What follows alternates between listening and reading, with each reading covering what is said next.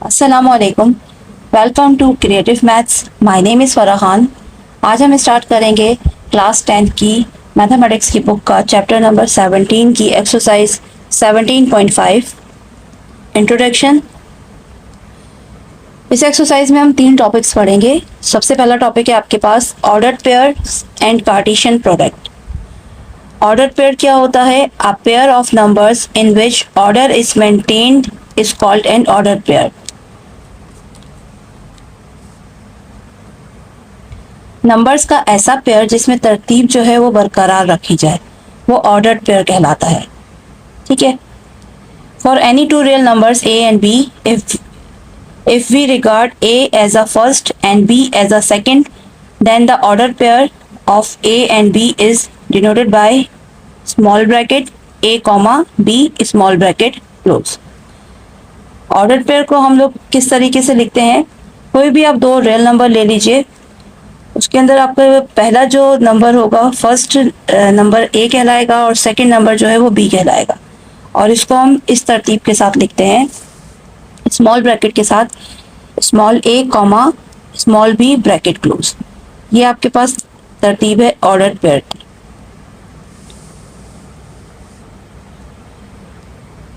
In the ordered pair bracket A comma B bracket close, A is called first component और element and B is called second component और elements. इस ordered pair में आपके पास जो small ए दिख रहा है, इसे हम लोग फर्स्ट कॉम्पोनेंट भी पढ़ते हैं और इसे फर्स्ट एलिमेंट भी पढ़ा जाता है। And B is called second component, और जो बी है वो सेकेंड कॉम्पोनेंट कहलाता है, या फिर उसे हम सेकेंड एलिमेंट भी पढ़ते हैं। Two ordered pair are equal if their corresponding components are equal. दो ऑर्डर्ड पेयर इक्वल उस वक्त होंगे जब उनके जो कॉरस्पॉन्डिंग कॉम्पोनेंट्स हैं वो इक्वल हों। ठीक है। कॉरस्पॉन्डिंग कॉम्पोनेंट्स क्या कहलाते हैं? पहला आपके पास ऑर्डर पेयर है ए कॉमा बी, सेकेंड आपके पास गिवन है सी एंड डी, यानी कि दो आपके पास सेट गिवन है। उन दो सेट्स में जो ऑर्डर पेयर बन रहे हैं वो पहला ऑर्डर पेयर बन रहा है ए कॉमा बी और दूसरा बन रहा है सी कॉमा बी। तो इसके अंदर आपके पास क्या होगा, ए जो है वो बराबर हो जाएगा सी के। यहाँ पे ए इज इक्वल्स टू, यानी फर्स्ट कंपोनेंट के इक्वल होगा और सेकंड कंपोनेंट के इक्वल हो जाएगा। a equals to C and b equals to d। ये आपके पास ऑल्सो इसे हम लोग कहते हैं इक्वालिटी मेथड। ये आपके पास एक इक्वालिटी मेथड भी कहलाता है, जो हमारे पास सवालों के अंदर आगे काम आने वाला है। सो एक एग्जांपल समझते हैं इससे related. Find x and y if bracket x plus 5 comma 8। ये एक ऑर्डर पेयर आपको गिवन है। स्मॉल ब्रैकेट x प्लस 5 पहला component comma 8 second component bracket close, and bracket 9 comma y minus 6 bracket close. ये आपके पास सेकेंड ऑर्डर पेयर गिवन है, जिसके अंदर 9 जो है आपके पास फर्स्ट कंपोनेंट है और y माइनस 6 सेकेंड कंपोनेंट है। आर इक्वल, इन्होंने कहा है कि ये दोनों आपस में क्या है, बराबर है। सो अब इनको सॉल्व करते हैं। सॉल्व करने का तरीका क्या होगा, सॉल्यूशन लिखेंगे, देन इक्वालिटी मेथड यूज करेंगे। a equals to C and b equals to d। यहाँ आपके पास 9 किसके बराबर है, x प्लस 5 9 के इक्वल है, एंड y माइनस 6 8 के इक्वल है। तो इसको आप सॉल्व कीजिए, यहाँ से x की वैल्यू अलग फाइंड हो जाएगी एंड y की वैल्यू अलग फाइंड हो जाएगी। सो 9 माइनस 5 नंबर्स को सेपरेट किया आपने, वेरिएबल्स को सेपरेट कर दिया। यहाँ पे भी सेम ये किया, वेरिएबल अपनी जगह पे रहेगा। प्लस का 6 है, इसे इक्वल के बाहर लेके जाएंगे तो ये माइनस का 6 है, इक्वल के बाहर जाएगा तो प्लस का हो जाएगा। 8 plus 6 14, y equals to 14 and 9 minus 5 x equals to 4। So the value of x and y are 4 and 14 respectively. Exercise 17.5 question number 1. Find the value of x and y if part 1 small bracket x minus 5 comma 10 bracket close equals to bracket 11 comma y minus 7 bracket close. Solution लिखेंगे, सवाल को as it is copy करेंगे। Copy करने के बाद आप यहाँ पे अप्लाई करेंगे equality method. By using equality method a c equals to b d. यहाँ पर आपके पास a बराबर है x माइनस 5 के, b is equals to 10, c equals to 11 and d equals to y minus 7। Then आप इसको सेपरेट करते हैं, a equals to c, b equals to d। x minus 5 equals to 11, x equals to 11 plus 5, minus 5 था यहाँ पे number, equal के बाहर जाएगा तो ये प्लस 5 हो जाएगा, 11 plus 5 x equals to 16, then b 10 equals to y minus 7, हमें y मालूम करना है, y को अपनी जगह पे रहने दीजिए, माइनस 7 को उठा के इक्वल से पहले लेकर आते हैं, देन ये प्लस 7 हो जाएगा, 10 plus 7 equals to 17. So the value of x and y are 16 and 17 respectively. आप इसको आंसर में इस तरीके से लिखेंगे, सॉल्यूशन सेट बनाएंगे इसका, ऑर्डर पेयर बाहर जाएगा, x comma y equals to curly bracket then small bracket x comma 17 small bracket then curly bracket. Answer आपने इसी तरीके से लिखना है. जो फर्स्ट आपके पास एलिमेंट होता है, फर्स्ट कंपोनेंट, वो x कहलाता है, जो सेकंड कंपोनेंट होता है या सेकंड एलिमेंट होता है वो 17 आगे लिखा जाता है. ठीक है. Question number 1 part number 2, bracket 5x plus 8 comma 5y minus 4 bracket close equals to bracket 3x plus 10 comma 2y plus 2 bracket close. Solution लिखेंगे, देन आप क्वेश्चन को अगेन कॉपी करेंगे. कॉपी करने के बाद हमें क्लियरली वाज़ेह तौर पे नजर आ रहा है कि a बराबर है आपके पास 5x प्लस 8 के, जहाँ पे कॉमा आ जाए, कॉमा से पहले a गिवन होता है, कॉमा के बाद b गिवन होता है. इसी तरीके से सेकंड ऑर्डर आपके पास गिवन है तो पहला कॉमा ए सी हो जाएगा और दूसरा डी हो जाएगा. By using equality method, again आपने यहाँ पे इक्वालिटी मेथड यूज किया. Equality method a c equals to b d, तमाम वैल्यूज को एक दूसरे के इक्वल किया, इक्वल करने के बाद सेपरेट किया, सेपरेट करने के बाद कैलकुलेशन की, कैलकुलेशन करने के बाद आपका आंसर आया x इक्वल्स टू 1. कैलकुलेशन आपको समझाने की ज़रूरत नहीं है, आप अपने हिसाब से भी कर सकते हो, ज़रूरी नहीं है कि आप मेरे मेथड को फॉलो कीजिए, आपको जो मेथड आसान लगता है उस मेथड से आप कर सकते हैं. y को भी आप सेम इसी तरीके से फाइंड आउट करेंगे, सेपरेशन करेंगे वेरिएबल्स की, नंबर्स की, कांस्टेंट की, देन सबसे आखिर में जो आपका आंसर आएगा वो y कहलाएगा. So the value of x and y are 1 and 2 respectively. इसे भी आपने सेम सॉल्यूशन सेट बना के लिखना है, या मैंने लिखा नहीं है बट आप लोग इसी तरीके से लिखेंगे. ठीक है. पार्ट नंबर 3 आपके पास है 2x minus 3y comma 5x plus y equals to 3 and 16. Question copy किया, कॉपी करने के बाद by using equality method a equals to c, b equals to d. 2x minus 3y equals to 3, आपने इसको separate किया, separate करके एक equation बना ली, x equals to 3 plus 3y divided by 2. ये हो गई इक्वेशन 1. अब चलते हैं सेकंड की तरफ. 5x plus y equals to 16, यहाँ पे भी आपने y को सेपरेट करके इक्वेशन 2 बना ली. ठीक है. फिर उसके बाद आपने क्या किया, put the value of y in equation 1. y की जो वैल्यू है उसे इक्वेशन 1 में पुट कर दिया, y की जगह पे 16 माइनस 5y पुट किया. देन यहाँ से आपने कैलकुलेशन स्टार्ट की. कैलकुलेशन स्टार्ट करने के बाद आपका जो भी आंसर आएगा वो x कहलाएगा. ठीक है. सेम इस तरीके से आपने जब x की वैल्यू फाइंड आउट कर ली तो इस x की वैल्यू को आपने put the value of x in equation 2, equation 2 में पुट किया. y equals to 16 minus 5, x की जगह 3 आ जाएगा, 5 3 जा 15, 16 में से 15 को माइनस किया, आंसर आ गया 1. ठीक है. ये कैलकुलेशन है, कैलकुलेशन आप लोगों को समझाने की जरूरत नहीं है, कैलकुलेशन आप अपने हिसाब से कीजिएगा, जिस तरीके से आपको आसान लगे आप उसी हिसाब से तरीके से कीजिएगा. सो आंसर आपके पास क्या आ जाएगा. So the value of x and y are 3, 1 respectively. Solution set x, y equals to 3, 1. Answer. Question number 1 complete हुआ. अब चलते हैं क्वेश्चन नंबर 2 की तरफ. क्वेश्चन नंबर 2 समझने से पहले आपको कार्टेशियन प्रोडक्ट्स के बारे में पता होना चाहिए कि कार्टेशियन प्रोडक्ट क्या होती है. टॉपिक नंबर 1 में हमने order pair and Cartesian product को सीखना था. ऑर्डर पेयर हम सीख चुके हैं, वो क्वेश्चन नंबर 1 के लिए यूज हुआ था. कार्टेशियन प्रोडक्ट आपके पास क्वेश्चन नंबर 2 के लिए इस्तेमाल हो रहा है. तो सबसे पहले हमें ये समझना है कि कार्टेशियन प्रोडक्ट कहते किसे है. If A and B are any two non empty sets, A और बी कोई भी नॉन एम्प्टी सेट है, यानी कोई ना कोई सेट के अंदर एलिमेंट्स मौजूद है. Then the Cartesian product of a with b, तो आपके पास कार्टेशियन प्रोडक्ट जो है ए और बी की denoted as a multiply by B. तो वो किस तरीके से आप लिख सकते हो, ए मल्टीप्लाई बाय बी की सूरत में आप लिख सकते हो. ये रिप्रेजेंट करती है कार्टेशियन प्रोडक्ट. कोई भी आपके पास दो सेट गिवन होंगे, उनके दरमियान में मल्टीप्लाई का साइन होगा, इसे हम कहते हैं Cartesian product. Is the set of all ordered pair, वो कौन सा सेट कहलाएगा, वो तमाम ऑर्डर्ड पेयर का सेट कहलाता है. ठीक है. जितने भी ऑर्डर पेयर गिवन होंगे उनकी हम लोग कार्टेशियन प्रोडक्ट ऐसे लेते हैं कि दोनों को लिखते हैं और आपस में मल्टीप्लाई किया जाता है.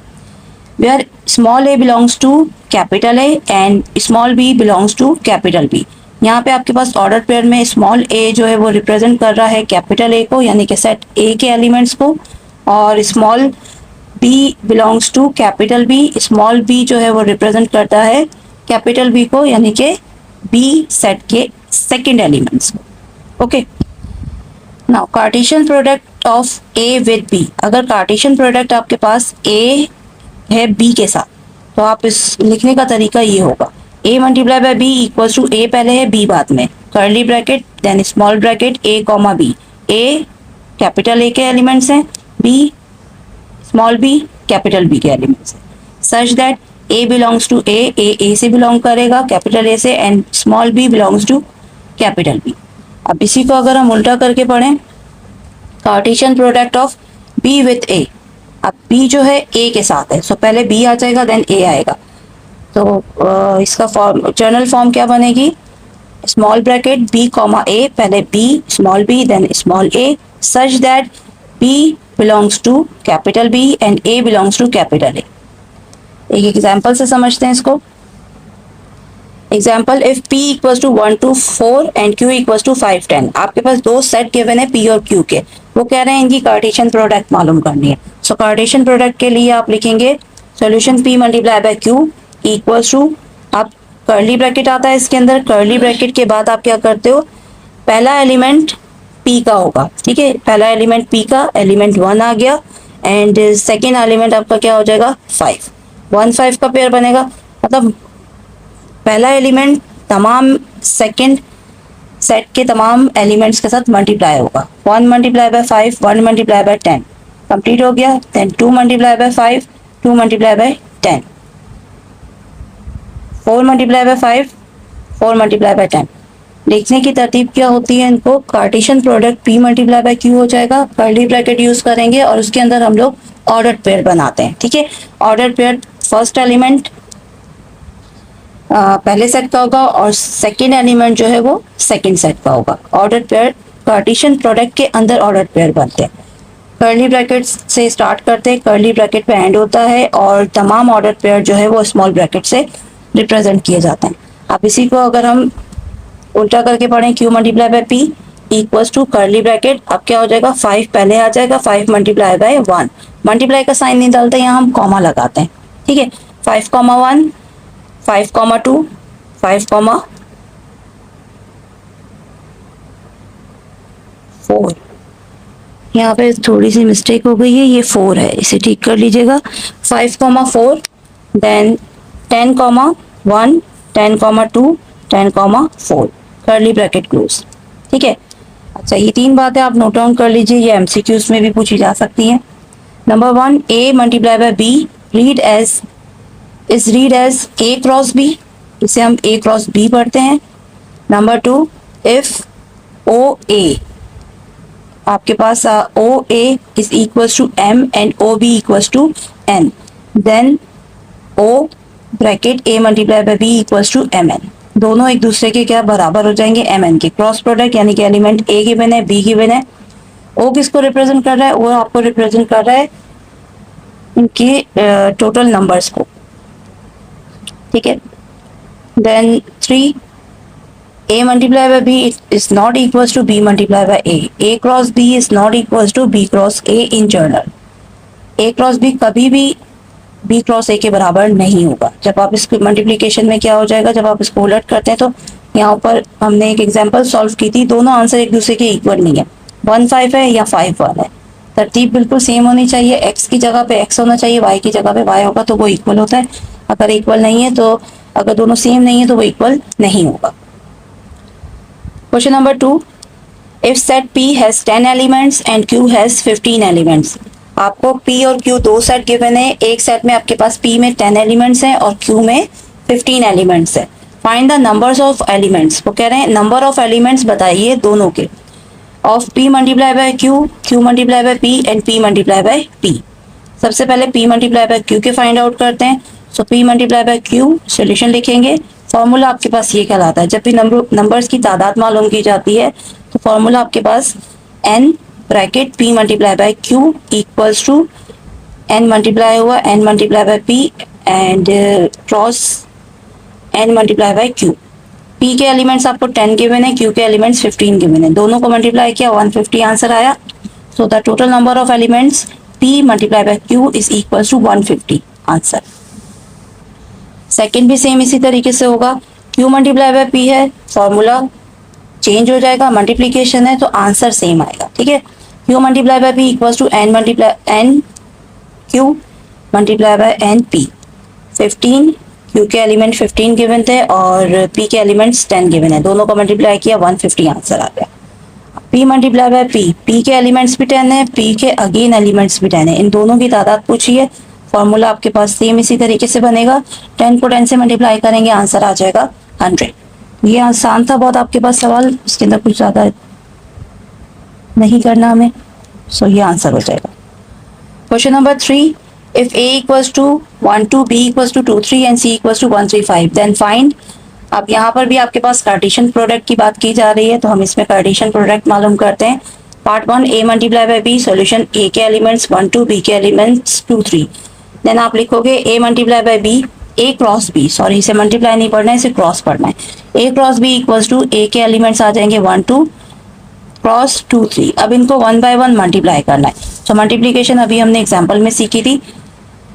पहला एलिमेंट a का होगा, देन दूसरा एलिमेंट आपके पास b का होगा, सो 1 2 देन अगेन 1 3 2 2 2 3, ठीक है।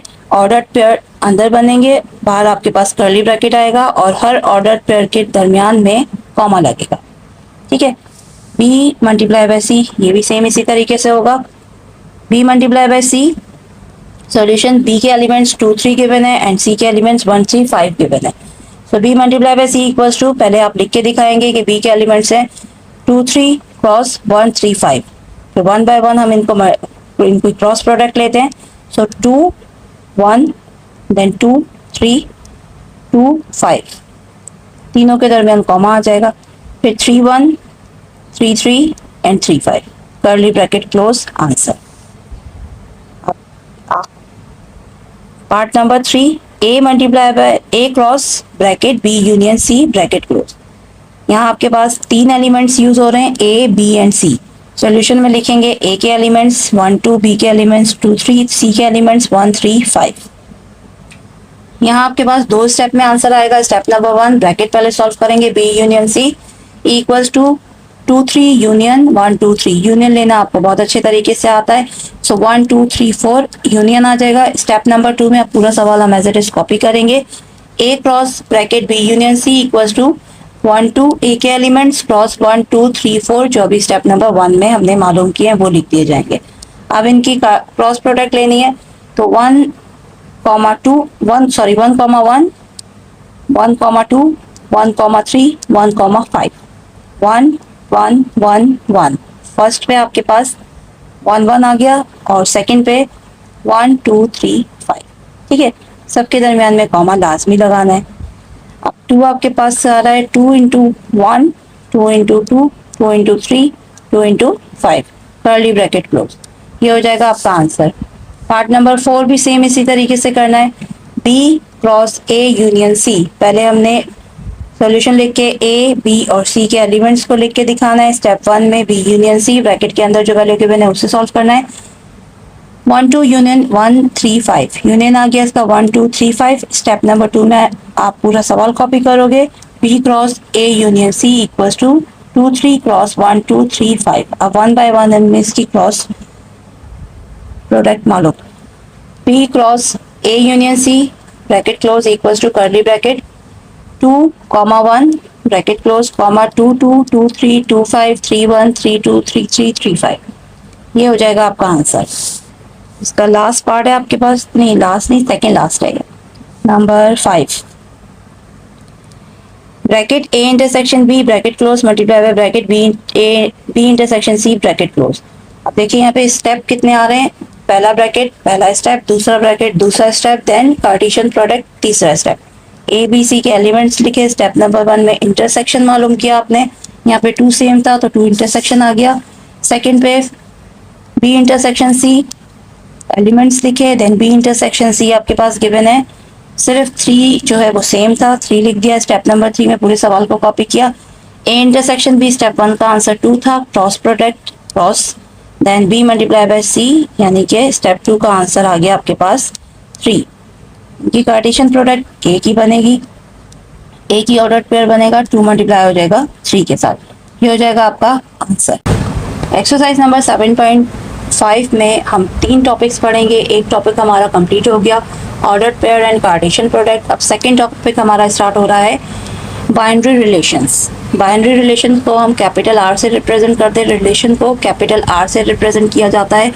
ये क्या होते हैं इनके बारे में ज़रा पढ़ते हैं। If A and B are any two non empty sets, A और बी कोई भी दो नॉन एम्प्टी सेट हैं, मतलब उनके अंदर कोई ना कोई एलिमेंट्स मौजूद है। Then any subsets are of the Cartesian product A multiply by B, तो इसका कोई भी सबसेट होगा ना, जो भी कोई आर का यानी रिलेशन का कोई भी सबसेट है, Cartesian product is called a binary relation from A to B.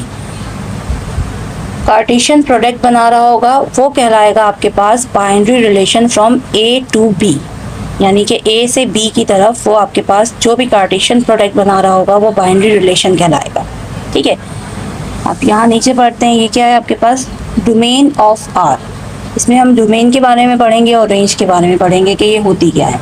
ठीक है, domain of R, let R be a binary relation. Domain of R meaning यानी domain of relation, binary relation की domain and binary relation की range. Let R be a binary relation from set A to set B. Let किया हमने, R जो है binary relation है set A से B का। ठीक है, then domain of R denoted as DOM R, इसे हम किससे डोनेट करते हैं, DOM R से इसे डिनोटेड करते हैं। Is the set of first component of all the order pair of R, यानी कि आपके पास जो भी रिलेशन गिवन है उसका जो पहला एलिमेंट होता है ना, किसी भी ऑर्डर पेयर का जो पहला एलिमेंट होगा वो कहलाएगा आपके पास डोमेन। सेम इसी तरीके से जो सेकंड ऑर्डर होगा, ऑर्डर पेयर का जो सेकंड एलिमेंट होगा वो कहलाएगा range. Range of R, the range of R denoted as range R is the set of second component of all the order pair of R. कोई भी order pair होंगे R के, जो सेकंड एलिमेंट होगा order pair में, जो भी second element होता है वो रेंज कहलाता है, फर्स्ट एलिमेंट डोमेन कहलाता है। बस इतनी छोटी सी बात है। एग्जाम्पल से समझ लेते हैं। If A, set A given है 1 2 3 4, सेट बी गिवन है 4 5 6 7 एंड आर, उन्होंने रिलेशन हमें करके दिखाया है, यानी कि कार्टेशियन प्रोडक्ट हमें मालूम करके आंसर दिया है। अब इसमें से हमें पहचानना है कि कौन क्या क्या है। ठीक है, so R equals to bracket curly bracket 1 4। अब ये क्या है, इनके ऑर्डर पेयर है 1 2 3 4, चार ऑर्डर पेयर आपके पास गिवन है 1 4 2 4 3 5 and 6 7 is a binary relation from A to B. ये बाइनरी रिलेशन है ए से बी की तरफ। इन दोनों को हमने मालूम किया, उन्होंने आंसर दे दिया। अब वो पूछे इसमें से डोमेन क्या है और रेंज क्या है। देखें 1 2 3 4, इन चारों में जो फर्स्ट आपके पास एलिमेंट्स दिख रहे हैं ये आपकी डोमेन कहलाएगी। 1 2 3 3। अब 3 2 टाइम्स आ रहा है तो आपने 2 टाइम्स नहीं लिखना, सिर्फ 1 टाइम लिखना है। तो domain R is equals to curly bracket 1 2 3 curly bracket close and range. अब रेंज क्या हो जाएगी 4 4 5 6। 4 आपके पास 2 टाइम्स आ रहा है तो आपने 4 2 टाइम्स नहीं लिखना, 4 को 1 टाइम लिखना है। देन 5 एंड 6 लिखना हमने तरतीब में, जैसे हमने यूनियन इंटरसेक्शन में जो काम सीखा था सीक्वेंस में लिखना हमें तरतीब में, डबल नंबर रिपीट नहीं होता। ठीक है, तो ये आपकी रेंज हो जाएगी। छोटा सा टॉपिक था ये, क्या बाइनरी रिलेशन में डोमेन और रेंज होती है। रेंज क्या डोमेन ये कहलाती है जो भी ऑर्डर पेयर होगा उसका फर्स्ट एलिमेंट डोमेन होगा और सेकेंड एलिमेंट रेंज होती है। Question number 4, if a equals to 5 6 and b equals to 1 2 3, then find part 1 3 relations in a multiply by b। 3 relation मालूम करवा रहे हैं वो a मल्टीप्लाई बाय b के। ठीक है, सो आप जब भी रिलेशन की बात ये लोग करेंगे, जितने भी बोलेंगे, आपने सबसे पहले इनको सॉल्व करना है। a मल्टीप्लाई बाय b यानी कि कार्टेशियन प्रोडक्ट आप पहले इसकी मालूम करेंगे, फिर आपकी कार्टेशियन प्रोडक्ट में जितने भी ऑर्डर पेयर बनेंगे वो रिलेशंस कहलाएंगे। उनमें से कोई भी 3 आप उठा के लिख दीजिए, वो आपके रिलेशंस हो जाएंगे। ठीक है, तो सॉल्यूशन लिखेंगे a and b 5 6 1 2 3, a cross b 5 6 cross 1 2 3, और 1 बाय 1 इनकी आप क्रॉस प्रोडक्ट मालूम कीजिए। सो 5 1 5 2 5 3 6 1 6 2 6 3। ये आंसर आ गया आपके पास कार्टेशियन प्रोडक्ट का, जो रिलेट करती है हमारे पास बाइनरी रिलेशन से। सो ये आपका रिलेशन बन गया। अब वो कह रहे हैं ये कार्टेशियन प्रोडक्ट बन गई, अब इसका हमें रिलेशन मालूम करना है। रिलेशन यानी कि R1 R2 R3। अब R1 R2 R3 1 2 3 4 5 6, ये 6 आपके पास ऑर्डर पेयर बन रहे हैं। इन 6 को आपकी मर्जी है, आप जिस तरीके से भी लिखो वैसे आप लिख सकते हो। एक ऑर्डर पेयर R1 में आप सिर्फ एक ऑर्डर पेयर भी लिख सकते हो, 3 भी लिख सकते हो, 2 भी लिख सकते हो। बस ये चेक करना है कि वही ऑर्डर पेयर जो है वो रिपीट नहीं हो रहा, कोई सेम नहीं बन रही। रिपीटेशन तो हो सकती है बट बिल्कुल सेम नहीं होना चाहिए। सो मैंने R1 बनाया आपके पास 5,2 5,3, R2 बना लिया 5,1 5,3 and R3 6,2। According to book भी कर सकते हैं आप और अपनी मर्जी से भी कर सकते हैं, ये आपकी चॉइस है। सेकंड पार्ट नंबर 2 में relation, 4 relation in B multiply by A। आप पहले B मल्टीप्लाई बाय A की कार्टेशियन प्रोडक्ट आप मालूम कीजिए। B multiply by A 1 2 3 and 5 6। Cartesian product आ गई इसकी 1 5 1 6 2 5 2 6 3 5 3 6। ठीक है, 1 2 3 4 5 6 ऑर्डर पेयर बने आपके। अब 6 में से R1 R2 R3 R4 कोई भी बना सकते हो आप। यहाँ मैंने जो बनाए हैं, फर्स्ट को हमने कह दिया है 2,5, सेकेंड को 3,5, थर्ड को 2 5 3 5 एंड फोर्थ को 3 5 1 5 3 6। यहाँ पे आपके पास नल सेट भी बन सकता है। आप नल सेट का भी इजाफा कर सकते हो कि पहले सेट को आप नल सेट कह दीजिए, खाली सेट भी इसके अंदर बनता है। ठीक है, question number 4 part number 3, 5 relations in B। सिर्फ B के 5 रिलेशन आपने बनाने। Solution B multiply bye B cross B को B के साथ आप इसकी कार्टेशियन प्रोडक्ट पहले आंसर निकाल लीजिए। जो भी आपके पास ऑर्डर पेयर बनेंगे उनमें से हम रिलेशन बनाएंगे। सो 1 2 3 4 5 6 7 8 9 आपके पास यहाँ पे रिलेशंस बने हैं। अब उनको अलग अलग आप ऑर्डर पेयर बने हैं, अब उनको अलग अलग रिलेशन बनाते हैं। ठीक है, सो 1 1 के साथ हुआ था, फिर 1 2 के साथ, फिर 1 3 के साथ, फिर 2 1 के साथ, फिर 2 2 के साथ, फिर 2 3 के साथ, 3 1 3 2 3 3। सो अब यहाँ पे आपने बनाने हैं 5 रिलेशन। सो लिख लीजिए आप R1 R2 R3 R4 R5। R1 हम नल सेट बना लेते हैं, R2 कोई भी 2 उठा के लिख लीजिए, या 1 लिख लीजिए, या 3 लिख लीजिए, आपकी मर्जी है। मैंने यहाँ बनाए 1, 1 1, 2 2, 1 2, 3 1, 2 2, 3, 3 1, 1 2, 2 3, 3। ठीक है, तो यहाँ पे सेम कुछ भी नहीं आ रहा। एक ऑर्डर पे रिपीट ज़रूर हो सकता है लेकिन सेम नहीं हो सकता। ठीक है, रिपीट हो सकता है, कंप्लीटली सेम नहीं होना चाहिए। सो ये अकॉर्डिंग टू बुक के हिसाब से आप अपने हिसाब से भी बना सकते हो, कोई सा भी। Number 4, all relations in A cross ए के साथ ए के रिलेशन बनाने हैं। तो 5 5 5 6 6 5 6 6। ठीक है, ऑल रिलेशन का है इन्होंने। अब ऑल रिलेशन के लिए, अब ऑल रिलेशन का मतलब कि यहाँ पे आपके पास कितने ऑर्डर पेयर बन सकते हैं। तो ऑर्डर पेयर कितने रिलेशन बन सकते हैं, 1 2 3 4। इसे हम एज अ एलिमेंट सपोज कर रहे हैं कि आपके पास एलिमेंट्स कहलाते हैं, कर्ली ब्रैकेट के अंदर मौजूद है ना, हर कॉमे के बाद है। तो ये एलिमेंट्स हो जाएंगे, पहला एलिमेंट, दूसरा, तीसरा, चौथा। क्रॉस प्रोडक्ट के एलिमेंट्स और अंदर ऑर्डर पेयर की सूरत में। ठीक है, सो ये एलिमेंट्स आपके पास कितने हो गए, 4। ऑलरेडी हम पावर सेट में इसके फॉर्मूले से हम लोग एलिमेंट्स की तादाद मालूम करना सीख चुके हैं। यहाँ पे भी सेम वही फार्मूला अप्लाई होगा। 2 की power 4 equals to 2 4 times multiply होगा, आंसर आ गया 16। इट मीन्स यहाँ पे जो आपके पास रिलेशन बनेंगे वो 16 रिलेशन होंगे। बनाना स्टार्ट करते हैं। R1 पहला नल सेट हो जाएगा, फिर सेकंड R2 आपके पास एक एक करके सेट बनाते हैं। ठीक है, पहला R1 बना 5, 5 R1 null set, R2 5, 5 R3 5 6 1 1 करके सेट बनाते हैं पहले। R4 6 5 R5 6 6, ये टोटल 1 के सेट हो गए। अब बनाते हैं हम 2 का सेट। ठीक है, तो 2 का सेट बनाने के लिए आपने क्या करना है, 5, 5 5 6 5, 5 6,5।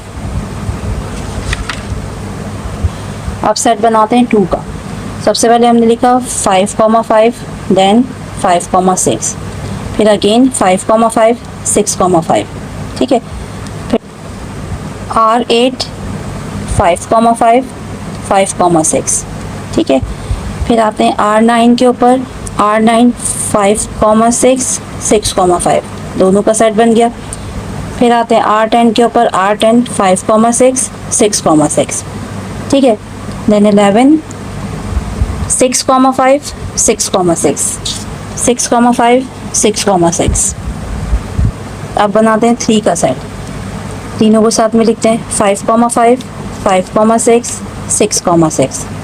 देन सेकेंड R13 5,5, 5,6, थर्ड वाले को स्किप करते हैं 6,6। R14 5,6, 5,5, 6,5, 6,6, ठीक है। R15 5,5, 6,5, सेकेंड को स्किप किया एंड 6,6, एंड ये लास्ट आपके पास रह जाएगा R16। लास्ट में आपके पास पूरा सवाल एज इट इज कॉपी हो जाएगा, जितने भी हमने पेयर बनाए वो लास्ट में कॉपी हो जाएंगे। 5,5, 5,6, 6,6, 6,5 एंड 6,6, ये हो जाएगा आपका answer. Question number 5, for 2 sets A and B, if O bracket A equals to 3 and O bracket B equals to 4, ठीक है। ये आपके कार्डिनल नंबर को शो करते हैं जो हमने एक्सरसाइज नंबर 17.2 या 3 में पढ़ा था। Then the number of all binary relation in A multiply by B, वो कह रहे हैं आपके पास 2 सेट्स गिवन है, उनके नंबरों की तादाद जो है वो 3 और 4 है, उनके अंदर जो एलिमेंट्स हैं वो 3 है और 4 हैं, एक के 3 है और दूसरे के 4 हैं। वो कह रहे हैं find number of all binary relation in A multiply by B, binary relation पूछ रहे हैं वो A मल्टीप्लाई बाय B में कितने बनेंगे। सॉल्यूशन लिखेंगे O bracket A equals to 3, O bracket B equals to 4। Cross product इन्होंने पूछी है, सो आप OA मल्टीप्लाई बाय OB करेंगे। Then 3 multiply by 4 equals to 12। 12 आपके पास क्या है, टोटल एलिमेंट्स को शो कर रहा है, ठीक। N टोटल एलिमेंट्स को शो कर रहा है। Relation in A multiply by B, A cross B equals to 2 power N, so 2 की पावर 12 हो जाएगी, ठीक है। इतने रिलेशन आपके पास बनेंगे, 2 को 12 टाइम्स मल्टीप्लाई करेंगे, देन जो आंसर आएगा वो आपके रिलेशंस कहलाएंगे। Question number 6, write the following binary relations of A cross B in tabular form where A equals to 0, 1, 2, 3 and B equals to 2, 4, 6, 8 such that A belongs to capital A and B belongs to capital B। Binary relation को कह रहे हैं कि आपने A cross B in tabular form में लिख के दिखानी है, ठीक। यहाँ पे A के एलिमेंट्स गिवन है, B के एलिमेंट्स गिवन है। स्मॉल A कैपिटल A से बिलोंग करता है और स्मॉल B कैपिटल B के एलिमेंट से बिलोंग करता है। तो पार्ट 1 में ये कह रहे हैं R1 यानी कि रिलेशन 1 आपको गिवन है, कंडीशन जो गिवन है वो है small bracket A comma B is less than 5, ये कंडीशन गिवन है। It means A B order pair है, ठीक है, बिलोंग कर रहे हैं A और B से, A B यही है। लेकिन यहाँ B जो है वो कह रहे हैं कि लेस देन है 5 से। B के एलिमेंट्स आपके पास गिवन है 2, 4, 6, 8, बट यहाँ इन्होंने कहा है कि आपने जो भी एलिमेंट अप्लाई करोगे B के वो 5 से लेस देन होने चाहिए। इट मीन्स आपके पास हमारी कंडीशन के मुताबिक एलिमेंट्स जो हम B के यूज़ करेंगे वो 2 और 4 यूज़ करेंगे। A तो तमाम हो जाएगा, 0, 1, 2, 3 तमाम एलिमेंट्स होंगे, बट B जो है वो 2 और 4 होगा। सो हम A क्रॉस B मालूम करते हैं। A cross B equals to 0, 1, 2, 3 cross 2, 4। A cross B equals to 0, 2, 0, 4, 1, 2, 1, 4, 2, 2, 2, 2, 4, 3, 2 and 3, 4, ये हो जाएगा आपका आंसर।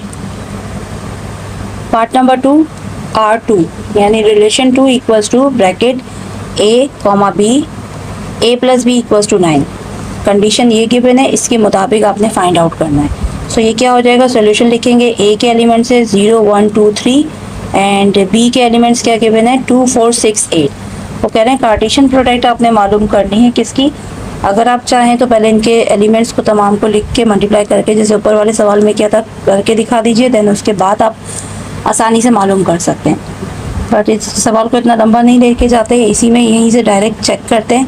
कंडीशन ये कह रहे हैं a प्लस बी, यानी कि a के एलिमेंट्स और b के एलिमेंट्स दोनों में आप इनका सम लोगे तो आंसर आपका 9 आना चाहिए। ऐसे कौन से एलिमेंट्स हैं जिनका सम लिया जाए तो आंसर 9 आए? तो यहाँ पे हमारे पास बन रहे हैं 1 को अगर हम प्लस करते हैं, पहला एलिमेंट आपका a का हो जाएगा, दूसरा एलिमेंट b का हो जाएगा। 1 + 8 9 एंड 3 + 6 9। तो आपके पास ये जो आंसर आ रहा है 1, 8, 3, 6, ये आंसर आ जाएगा। ठीक है, तो अगर आप चाहें तो आप इसे मल्टीप्लाई करके पहले लिख लीजिए, देन उसमें से आंसर उठाइए, अदरवाइज इसे डायरेक्ट भी कर सकते हैं। सेम इसी तरीके से पार्ट नंबर 3 में करना है। रिलेशन 3 = AB, A - B = 1, यानी कि A में से माइनस करो B को आंसर बनाना चाहिए। तो ऐसे कौन से एलिमेंट हैं तो देख लेते हैं। 3 - 2 = 1, इसके अलावा तो और कोई ऐसा एलिमेंट नहीं है जिसे हम माइनस करें तो आंसर 1 आए। सो आपका आंसर हो जाएगा 3, 2। This is your answer. Exercise number 17.5 में हमारे पास 3 टॉपिक्स थे। पहला topic order pair and Cartesian product था, जो हम अच्छे से समझ चुके हैं। सेकंड टॉपिक हमारा बाइनरी रिलेशन था, जो और भी अच्छे से हमें समझ में आ गया है। अब इस एक्सरसाइज का लास्ट टॉपिक है functions. Third topic functions, last topic है जो मोस्ट इम्पॉर्टेंट टॉपिक है और मैट्रिक क्लास के बच्चों के लिए एक नया टॉपिक है। सो इसे अच्छे से समझते हैं। फंक्शंस क्या कहलाते हैं? फंक्शंस कहलाते हैं a function is a binary relation. Function जो होता है एक बाइनरी रिलेशन होता है in which for each elements of domain, जिसके अंदर आपके पास क्या है, in which for each element, तमाम एलिमेंट्स यानी ईच एलिमेंट्स ऑफ डोमेन के तमाम elements, there is one and only one element of range, यानी कि उसके अंदर आपके पास डोमेन का सिर्फ और सिर्फ एक एलिमेंट रेंज से जाके मिलता है। ठीक है, वो फंक्शन कहलाता है। डिनोटेड बाय स्मॉल f, और ये दो आपके पास डॉट के साइन होंगे जो रेशो की तरह गिवन होते हैं। a एरो b, ये फंक्शन की रिप्रेजेंटेशन होती है। ठीक है, स्मॉल f से रिप्रेजेंट किया जाता है, a एरो b से लिखा जाता है। तो आपको ये सिर्फ ये छोटा सा एक चार्ट बना हुआ है, इसे अगर आप समझ लेते हैं तो फंक्शन में आपको कोई प्रॉब्लम नहीं होगी। Every function equals to relation, यानी कि तमाम फंक्शन क्या होते हैं, रिलेशन होते हैं। But not all relation equals to function, but तमाम रिलेशन जो है वो फंक्शन नहीं कहलाते। तमाम फंक्शन रिलेशन होते हैं लेकिन तमाम रिलेशन फंक्शन नहीं कहलाते। ठीक है, देखिए यहाँ पे आपके पास बनता है सेट, एक सेट लिया जाता है, सेट से हम बनाते हैं Cartesian product A cross B। ठीक है, फिर कार्टेशियन प्रोडक्ट्स के अंदर आपके पास होते हैं रिलेशन, जो ऑर्डर पेयर की मदद से मिलते हैं, वो रिलेशंस बनते हैं। ठीक है, सो रिलेशंस जो होते हैं वो बना लेते हैं फंक्शन, वो बन जाता है फंक्शन। ठीक है, एग्जाम्पल विद डायग्राम। एग्जाम्पल समझते हैं अब। ए सेट ए आपके पास गिवन है 1 2 3 4 5 एंड सेट बी आपके पास गिवन है ABCDEF। ठीक है, ए सेट में 5 एलिमेंट्स हैं और बी सेट में 6 एलिमेंट्स हैं। तो जब भी आप फंक्शंस बनाते हो, फंक्शन की डायग्राम बनती है, फंक्शन को इस तरीके से भी लिखा जाता है। सेट ए के एलिमेंट्स को लिखेंगे 1 2 3 4 5, देन सेट बी के एलिमेंट्स को लिख देंगे उन्हीं के सामने ABCDEF इस डायग्राम के साथ। सेट ए एरो, ये जो एरो का साइन जा रहा है ये आपके पास फंक्शन कहलाएगा। ठीक है, सेट ए फंक्शन बना रहा है बी के साथ। ओके, अब क्या करना है, सेट ए के तमाम एलिमेंट्स को हम कहते हैं डोमेन। सेट ए के तमाम एलिमेंट्स क्या हो जाएंगे, डोमेन हो जाएंगे। सेट बी के तमाम एलिमेंट्स उसकी कोडोमेन कहलाती है। सेट ए के तमाम एलिमेंट्स डोमेन होते हैं, सेट बी के तमाम एलिमेंट्स कोडोमेन बनाते हैं। ठीक, अब क्या हो रहा है, अब इनका रिलेशन बनने जा रहा है। फर्स्ट एलिमेंट का फर्स्ट एलिमेंट के साथ, सेकंड का सेकंड के साथ, थर्ड का थर्ड के साथ, फोर्थ का फोर्थ के साथ, फिफ्थ का फिफ्थ के साथ। ये रिलेशंस बन गया। ये जो लंबी लंबी लाइंस जा रही हैं इन्हें हम कहते हैं इमेज, यानी कि डोमेन की को डोमेन से जो इमेज बन रही है, एक जो लाइन जा रही है ये इमेज बन रही है। ठीक है, अब देखिए सेट ए के तमाम एलिमेंट्स की इमेजेस बन गई, बट सेट बी के तमाम एलिमेंट्स की इमेज नहीं बनी। लास्ट में एक आपके पास एलिमेंट रह गया है, सही। अब जो इमेज बन चुकी है, जैसे ए की बनी बी सी डी ई, जो इमेजेस बन गई हैं वो आपके पास कहलाएंगी range. Clear? Set A, set B, set A को डोमेन कहते हैं, सेट बी को कोडोमेन कहते हैं। फिर इनके साथ जो रिलेशन बन रहा होता है, ये जो रिलेशन बन रहा है, जो लाइंस जा रही हैं, ये कहलाती है इमेज। सेट बी में रेंज मौजूद होती है। जो इमेजेस बन चुकी हैं वो रेंज कहलाएंगी, जो बच जाएगा उसे हम निगलेक्ट कर देंगे, वो उसे हम कुछ नहीं कहेंगे। ठीक है, तो ये आपके पास फंक्शन इस तरीके से लिखा जाता है। Which one is a function और नॉट। फंक्शन की पहचान सीखनी है अब हमने कि फंक्शन क्या है और क्या नहीं। फंक्शन आपके पास सिंपल अगर समझें तो डोमेन के तमाम एलिमेंट्स जो हैं वो को डोमेन से वन टाइम इमेज बना सकते हैं। मतलब डोमेन का अगर एक एलिमेंट है तो वो एक एलिमेंट को डोमेन के दो एलिमेंट्स के साथ कनेक्ट नहीं होना चाहिए। अब यहाँ देखिए 1 2 3 4 ए बी सी डी ई, एक एलिमेंट की कितनी इमेजेस हैं? दो इमेजेस हैं। डोमेन की दो इमेजेस अगर होती हैं तो ये आपके पास फंक्शन नहीं कहलाता। ठीक है, तमाम एलिमेंट्स की एक इंडिविजुअल इमेज होनी चाहिए। हाँ, कोडोमेन की इन्वर्स हो सकता है, कोडोमेन की डबल इमेज बन सकती है, बट डोमेन की डबल इमेज नहीं होनी चाहिए। अगर जहाँ कहीं भी डबल इमेज आ रही होगी तो वो फंक्शन नहीं कहलाएगा। अब यहाँ एलिमेंट 1 ए के साथ भी कनेक्ट हो रहा है और बी के साथ भी, तो ये दो इमेजेस बना रहा है। अगर ये दो इमेजेस बना रहा है तो ये फंक्शन नहीं होगा। ठीक है, सेकेंड डायग्राम देखिए। सेट ए 1 2 3 4 डोमेन कहलाएगी, set B A B C D E codomain हो जाएगी। सो 1 जो है वो कनेक्ट हो रहा है ए के साथ, फिर 2 कनेक्ट हो रहा है बी के साथ, फिर 3 कनेक्ट हो रहा है बी के साथ, फिर 4 कनेक्ट हो रहा है ई के साथ। ठीक है, सी और डी आपके पास वो बच गए। अब बच जाएंगे तो उससे फर्क नहीं पड़ता, हमने सिर्फ चेक करना है कि फंक्शन है या नहीं है। तो देखें 1 2 3 4 डोमेन के तमाम एलिमेंट्स एक एक इमेज बना रहे हैं एलिमेंट्स के साथ, बी के एलिमेंट्स के साथ, यानी को डोमेन के एलिमेंट्स के साथ एक एक एलिमेंट्स बना रहे हैं। बट यहाँ पे बी जो है, को डोमेन का जो बी एलिमेंट है वो दो इमेजेस बना रहा है डोमेन की एलिमेंट्स के साथ, 2 और 3 के साथ। ठीक है, तो इन्वर्स हो सकता है। अगर ये इन्वर्स हो रहा है सो ये फंक्शन है। को डोमेन इंडिविजुअली सिंगल इमेज बनाता है, वो कभी भी डबल इमेज नहीं बनाएगा। अगर डबल इमेज बना रहा है तो फिर वो फंक्शन नहीं है। ठीक है, ये पहचान है इसके फंक्शन की।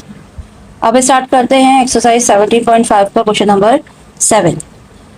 If relation R equals to curly bracket small bracket x comma y bracket close such that y equals to 2x plus 5 curly bracket is in z is called integers। ठीक है, देन वो कह रहे हैं एक relation आपके पास, ये condition given है, एक रिलेशन है जो इसके मुताबिक है और इज इन इंटीजर, और वो इंटीजर से बिलोंग करता है।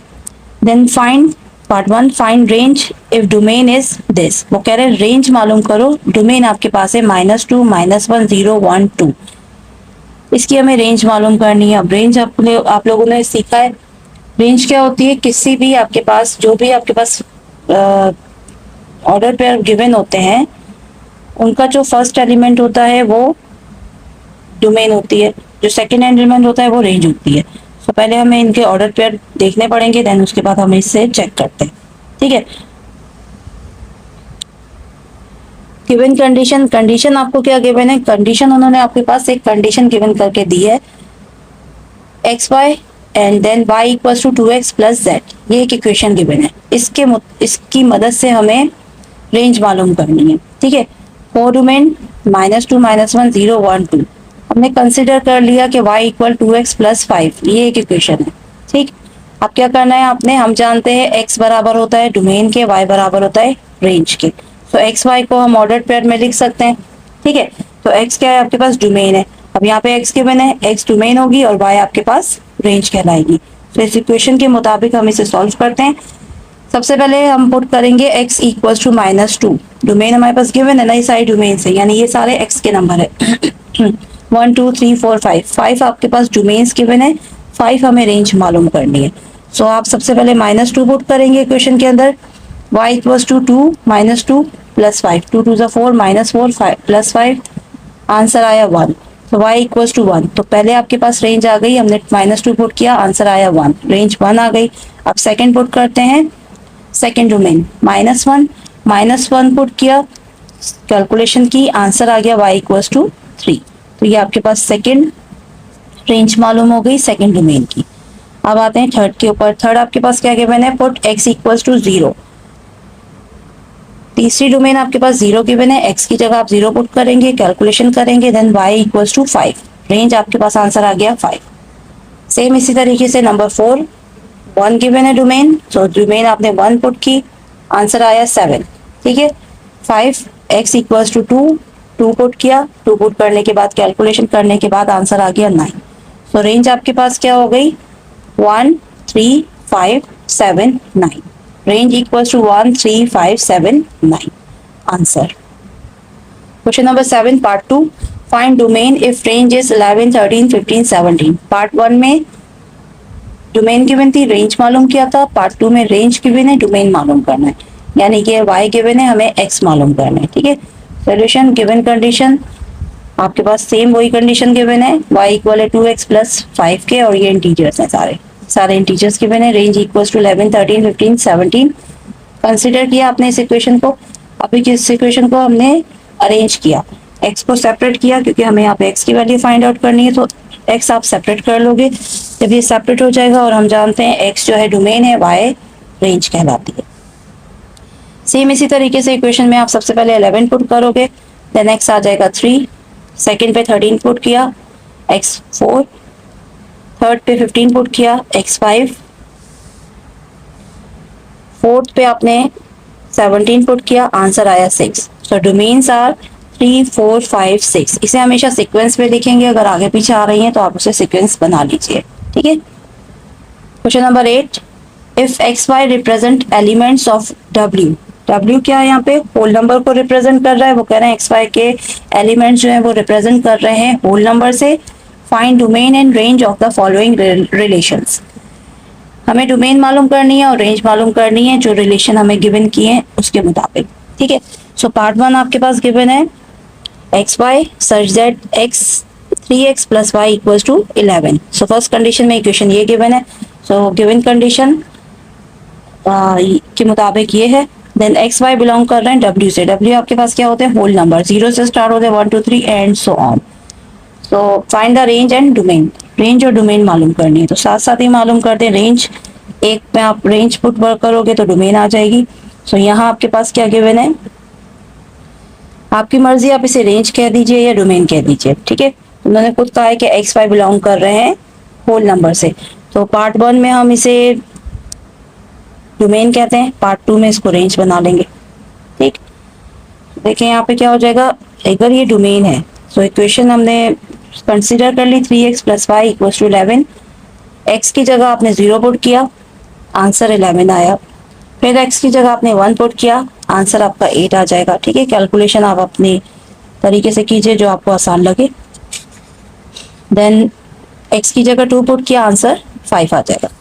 इसके बाद x की जगह आप पुट करोगे 3, आंसर आ जाएगा 2।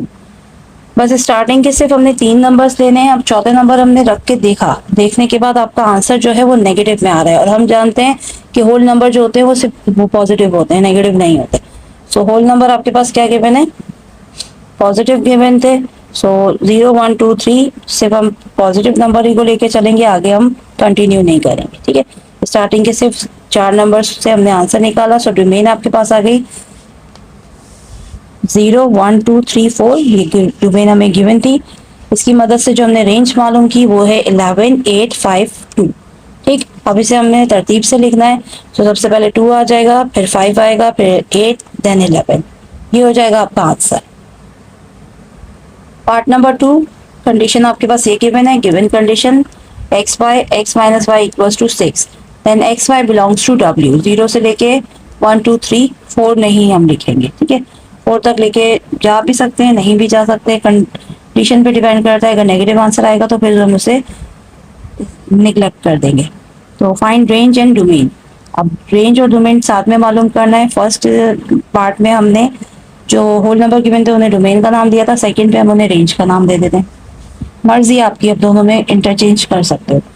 सो कंसिडर किया इक्वेशन को, इक्वेशन आपके पास क्या है, हम यहाँ पे पुट कर रहे हैं y को, ये सारे नंबर्स y को हमने कंसिडर किए हैं। तो y इक्वल्स टू 0, 0 पुट किया, x आया 6, फिर y हमने 1 पुट किया, आंसर आया 7, y हमने 2 पुट किया, आंसर आया 8, y फिर आपने 3 पुट किया, आंसर आया 9, then y equals to 4, answer क्या आया आपका 10। सो 10 तक अब बस 1 2 3 4 5 4 हो गया, 4 तक ही लीजिएगा, 5 को नेग्लेक्ट कर देंगे, ठीक है। डोमेन क्या थी आपके पास, सबसे पहले रेंज लिख लेते हैं, रेंज 0 1 2 3 4, 4 नंबर हमने लिए, 1 0 1 2 3 4, उनका जो आंसर आया वो आया 6 7 8 9 10, ये ऑलरेडी सीक्वेंस में है तो आप सीक्वेंस में ही लिख लीजिए, ठीक है। होल नंबर उन्होंने सिलेक्टिव नहीं दिए थे, बस होल नंबर कहा था, तो आप होल नंबर अपनी मर्जी से अगर और पॉजिटिव आ रहे हैं तो आंसर निकाल सकते हैं। Question number 9, if function A B is a function given by f equals to this, आपको एक function A B function given किया गया है जो 1 5 2 6 3 7 4 8 के बराबर है, where a equals to 1 2 3 4 and b equals to natural number, then write its domain, codomain and range, also write the values of f of 2 and f of 4। so सवाल आपके पास ये गिवन है, फंक्शन उन्होंने कहा है कि गिवन फंक्शन, ये function आपके पास गिवन है, फंक्शन ये गिवन है हमारे पास, हम जानते हैं फर्स्ट एलिमेंट डोमेन होती है, सेकंड एलिमेंट रेंज कहलाती है फंक्शन में, ठीक है, ऑर्डर पेयर में ये तरतीब होती है। सो ए आपके पास जो गिवन है, a equals to 1 2 3 4 and b equals to natural number. अब नेचुरल नंबर हमारे पास क्या होते हैं, 1 से स्टार्ट होते हैं, 1 2 3 4 एंड सो ऑन, ठीक है, ये नेचुरल नंबर उन्होंने हमें गिवन करके दिए। अब ये पूछ रहे हैं find the value of f of 2 and f of 4, और डोमेन भी मालूम करनी है हमें, रेंज भी मालूम करनी है। सो डोमेन तो आपके पास क्लियरली शो हो रहा है, डोमेन क्या होती है, जो सेट ए के एलिमेंट होते हैं, ए और बी सेट की बात की गई है, तो डोमेन ए जो है आपके पास 1 2 3 4 उन्होंने हमें सवाल में ही गिवन करके दिया था, सो ये डोमेन हो गई।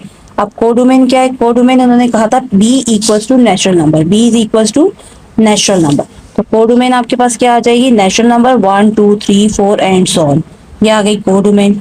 अब उन्होंने क्या कहा है, इसकी हमें मालूम करनी है, f ऑफ 2 मालूम करना है और f ऑफ 4 मालूम करना है, ठीक। तो f ऑफ 2 और f ऑफ 4 एंड रेंज भी बोले था हमने, यहाँ रेंज नहीं निकाली, अभी रेंज भी निकाल के हम मालूम करते हैं। देखिए f ऑफ 2 की क्या मीनिंग होते हैं, f और तो फंक्शन हो गया, इसके साथ जो ब्रैकेट में 2 लिखा हुआ है it means second order of range, range जो है उसका सेकेंड ऑर्डर, आपके पास फंक्शन गिवन है, फंक्शन में जो सेकेंड ऑर्डर है ना वो आपके पास रेंज कहलाएगी। ये फंक्शन है first second order, second order ये है, सेकेंड ऑर्डर में रेंज किसके बराबर है, 6 के बराबर है, तो दिस इज 6, आंसर आ जाएगा। इसी तरीके से f of 4, function 4, fourth order 1 2 3 4, fourth order या फोर्थ ऑर्डर पेयर, ठीक है, ऑर्डर पेयर लिख लीजिए इसको, वो ज्यादा बेहतर रहेगा, ऑर्डर पेयर। अब इसकी रेंज जो होगी वो हमारा आंसर होगा, फोर्थ ऑर्डर पेयर की रेंज 8 है, ये आंसर आ गया। अब ये रेंज की बात कर रहे थे और रेंज हमने यहाँ लिखी नहीं है, सो रेंज आपके पास किसके बराबर हो जाएगी, रेंज इक्वल्स टू, हम जानते हैं फंक्शन, ये गिवन फंक्शन में सेकंड एलिमेंट्स जितने भी हैं वो रेंज कहलाएंगे, सो रेंज हो जाएगी 5 6 7 एंड 8, ये हो जाएगी रेंज, ये होगा आपका answer. Question number 10, if a equals to 0 1 2 3 4 and b equals to 2 4 6 8 10, then find whether the following relation from a to b are function or not, if they are functions find their types। वो कह रहे हैं a b आपके पास set given है, आपने इसमें से बताना है a to b, a से b की तरफ जो हमारे पास फंक्शन बन रहे हैं वो फंक्शन है या नहीं है, अगर वो फंक्शन है तो वो उनकी टाइप भी बतानी है, वो कौन से टाइप के फंक्शन है, ठीक है। तो हमारे पास यहाँ पे तीन टाइप्स यूज हो रही होती है फंक्शंस की, one to one, onto and into. ये फंक्शंस की टाइप्स होती हैं। सो इन तीनों टाइप्स में से कोई ना कोई मौजूद होगी, तो चेक करते हैं। Part number one, R1 equals to 0 2 1 4 2 6 3 8। ठीक है, सबसे पहले आप इसकी डायग्राम बना लीजिए, देन उसके बाद हम बताएंगे कि ये फंक्शन है या नहीं, क्योंकि अभी हमने सीखा था फंक्शन के लिए हमें डायग्राम का पता होना लाजमी। सो सेट ए है और बी है। सेट ए के कितने एलिमेंट्स आपके पास गिवन किए थे इन्होंने, 0 1 2 3 4। सो ये आपने सेट ए के एलिमेंट लिखे, सेट बी के 2 4 6 8 10। अब क्या करना है, अब आपके पास जो ये रिलेशन गिवन है इसकी मदद से आप इसका फंक्शन बनाओ। 0 2 के साथ कनेक्ट हो रहा है, 1 4 के साथ, 2 6 के साथ, 3 8 के साथ, और लास्ट का जो आपके पास एलिमेंट रह गया है डोमेन का, डोमेन में एलिमेंट्स नहीं रहने चाहिए। अगर डोमेन का एलिमेंट रह गया तो ये फंक्शन नहीं है। ठीक है, सो डोमेन का एलिमेंट जो है कनेक्ट नहीं हुआ किसी के साथ भी, so this is not a function. आप लिख दीजिए नॉट अ फंक्शन। अब सेकंड चेक करते हैं, सेकंड क्या गिवन है, R2 0 10 1 8 2 6 2 4 3 4 4 2। सो पहले आप डायग्राम बना लीजिए। डायग्राम आपके पास क्या है, सेम वही 0 1 2 3 4 4, B 2 4 6 8 10। अब इनको कनेक्ट करवाते हैं। 0 आपके पास कनेक्ट हो रहा है 10 के साथ, 1 कनेक्ट हो रहा है 8 के साथ, 2 कनेक्ट हो रहा है 4 के साथ, 2 कनेक्ट हो रहा है 6 के साथ, फिर अगेन 2 कनेक्ट हो रहा है आपके पास 4 के साथ, फिर 3 कनेक्ट हो रहा है 4 के साथ, फिर 4 कनेक्ट हो रहा है 2 के साथ। अब यहाँ देखें, सवाल में ही हम लोग यहीं से पहचान लेंगे। अभी आपको स्टार्टिंग में मैंने कहा था कि आपके पास जो फर्स्ट एलिमेंट्स होते हैं वो डोमेन्स होती हैं। अगर एक डोमेन रिपीट हो जाए तो वो फंक्शन नहीं कहलाता। ठीक है, तो इन दोनों में 2 2 रिपीट हो रहा है ना, दो इमेजेस बन रही हैं, 6 पे बन रही है और एक 4 पे बन रही है। So this is not a function. Number 3 part देख लेते हैं। R3, part number 3, R3 equals to 0 2 1 4 2 6 3 8 4 8। ठीक है, अब ये आपके पास पहले इसे कनेक्ट करते हैं। डायग्राम बनाई, 0 2 के साथ कनेक्ट हुआ, 1 4 के साथ, 2 6 के साथ, 3 8 के साथ, 4 8 के साथ। ठीक है, तो सारे एलिमेंट्स आपके डोमेन के वो डोमेन से रिलेट कर गए, इमेजेस बन गई और डबल इमेज भी नहीं आ रही। इट मीन्स कि ये फंक्शन तो है, इट इज अ फंक्शन, इसे हम कहेंगे कि ये फंक्शन है। बट ये कौन से टाइप का फंक्शन है, ये टाइप कहलाती है इनटू फंक्शन। ओके, कौन सी टाइप है ये, इनटू फंक्शन। इनटू फंक्शन कैसे फंक्शन को कहा जाता है, इनटू फंक्शन ऐसे फंक्शन को कहा जाता है, इनटू फंक्शन ऐसा फंक्शन कहलाता है जिसके अंदर आपके पास जो डोमेन है ना उसमें आपके पास रेंज का, यानी कोई भी रेंज बच सकती है। जैसे लास्ट में आपके पास यहाँ 10 बच गया, डोमेन कंप्लीट हो गई, बट यहाँ पे आपके पास कोई ना कोई एक एलिमेंट्स बच सकता है। ठीक है, तो ये आपके पास कहलाता है इनटू फंक्शन। तो it is a function and type कौन सी टाइप है, इनटू फंक्शन की टाइप है। Part number 4, R4 equals to 0 2 1 2 2 2 2 3 4 8। Diagram बना के हम इसे कनेक्ट करते हैं। कनेक्ट करने के बाद 0 2 1 2 2 2 3 2 एंड 4 8। सो 1 2 3 4 चार एलिमेंट्स जो हैं एक साथ कनेक्ट हो रहे हैं, इमेज बना रहे हैं, एक ही इमेज बना रहे हैं। ठीक है, और एक अलग से बन रही है, यानी कि फंक्शन के तमाम एलिमेंट्स इमेजेस बना रहे हैं और इंडिविजुअली बना रहे हैं सबके साथ। ठीक है, अलग अलग है, कोई भी इमेज रिपीट नहीं हो गई। सो ये फंक्शन है। अब कौन सा फंक्शन है, ये टाइप इनटू टाइप कहलाएगी। अभी हमने सीखा था कि कोई ना कोई इमेजेस के कोड इमेज की कोई ना कोई एलिमेंट्स बच जाते हैं इनटू में। Part number 5, R5 equals to bracket 0 2 1 4 2 6 3 8 4 10। It is a function, ये फंक्शन है। अब इसकी टाइप क्या है, 1 to 1, और इसे हम 1 to 1 भी लिख सकते हैं और ऐसे भी लिखते हैं, and onto, both type, दो टाइप्स हैं इसकी। अब ये देखिए यहाँ पे क्या बन रहा है, आपके पास कनेक्ट हो रहा है 0 2 के साथ, 1 4 के साथ, 2 6 के साथ, 3 8 के साथ एंड 4 10 के साथ। तमाम एलिमेंट्स डोमेन के कनेक्ट हो रहे हैं, तो ये फंक्शन तो है। देन उसके बाद देखिए इंडिविजुअली कनेक्ट हो रहे हैं, तमाम एलिमेंट्स ने इंडिविजुअली कोड डोमेन के साथ इमेजेस बनाई और तमाम आपके पास कोड डोमेन की भी तमाम एलिमेंट्स जो है कनेक्ट हो गए। ठीक है, ऐसे फंक्शन को हम 1 to 1 फंक्शन कहते हैं। और ऑन टू क्या होता है, ऑन टू ऐसा फंक्शन कहलाता है कि आपके पास जो कोड डोमेन है उसका कोई एलिमेंट्स बचना नहीं चाहिए। ठीक है, कोई एलिमेंट नहीं बचता और इंडिविजुअली अलग अलग हो रहे हैं तो वो 1 to 1 हो गए, और कोई भी एलिमेंट नहीं बचा, सारे कनेक्ट हो गए तो ये ऑन टू हो जाएगा। Question number 11, which of the following is one to one function और 1 to 1 कॉरेस्पॉन्डेंस और neither of them. Part number 1, 1 2 3, तीन पार्ट्स आपके पास गिवन है। पहले पार्ट में 0 1 2 4 5 6 7, सो 0 कनेक्ट हो रहा है 4 के साथ, 1 कनेक्ट हो रहा है 6 के साथ और 2 कनेक्ट हो रहा है 7 के साथ। अब हमें देख के पहचानना है कौन सा फंक्शन है। सो ये फंक्शन आपके पास कहलाएगा 1 to 1 function. Her elements individually अलग अलग सबके साथ कनेक्ट हो रहा है। अगर कोई कोडोमेन का एलिमेंट बच जाता है तो उससे फर्क नहीं पड़ता। ठीक है, सेकंड पे आपके पास क्या है, 0 1 2 5 6 7, इंडिविजुअली आपके पास तमाम एलिमेंट्स इंडिविजुअली कनेक्ट हो रहे हैं। जब तमाम एलिमेंट्स इंडिविजुअली कनेक्ट होते हैं तो आपके पास ये कहलाता है 1 to 1 कॉरेस्पॉन्डेंस फंक्शन, यानी कि बिल्कुल आमने सामने कनेक्ट हो रहे हैं। नंबर 3, 0 1 2 5 6 7, 0 5 के साथ, 1 6 के साथ एंड 2 6 के साथ। ठीक है, सो ये आपके पास बोथ है, 1 to 1 फंक्शन भी बना रहा है, 1 to 1 कॉरेस्पॉन्डेंस भी बना रहा है। Okay, question number 12, if p equals to abc, q equals to xyz and r equals to pqrs, then find part a function f from p to p into q। p into q हमें ये function बना के दिखाना है आपको कि किस तरीके से बनेगा, इसका फंक्शन बताना है। सो p के एलिमेंट्स गिवन है, q के गिवन है, वो कह रहे हैं p into q, यानी कि पहले आप p की डायग्राम बनाओगे, देन q की बनाओगे, उसके बाद इन्हें कनेक्ट करना है। A B C X Y Z, ये कह रहे हैं इनटू फंक्शन है। अब इनटू फंक्शन के लिए हमें क्या पता था कि आपके पास जो कोडोमेन है उसका कोई ना कोई एक एलिमेंट्स बच जाएगा।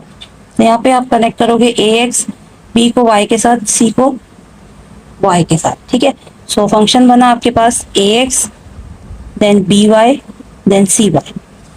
आंसर सेकंड में ये कह रहे हैं a function G from R onto P, यानी कि ये फंक्शन बन रहा है कौन सी टाइप का, ऑन टू टाइप का बन रहा है। सो ऑन टू टाइप आपके पास क्या कहलाती है, आर के एलिमेंट्स हम पहले लिखेंगे, पी के बाद में लिखेंगे जी। अब फंक्शन हमें बताना है कि क्या बन रहा है, P Q R S and A B C, तमाम एलिमेंट्स आपके पास कनेक्ट हो रहे हैं और एक एलिमेंट जो है वो किसी के साथ भी आप कनेक्ट कर सकते हैं। ठीक है, सेम बना सकते हैं कोडोमेन का कोई भी एक एलिमेंट्स। ए को हमने यहाँ पे एस के साथ कनेक्ट कर दिया अकॉर्डिंग टू बुक, आप सी के साथ भी कनेक्ट कर सकते थे, एस को क्यू के साथ, सॉरी बी के साथ भी कर सकते थे।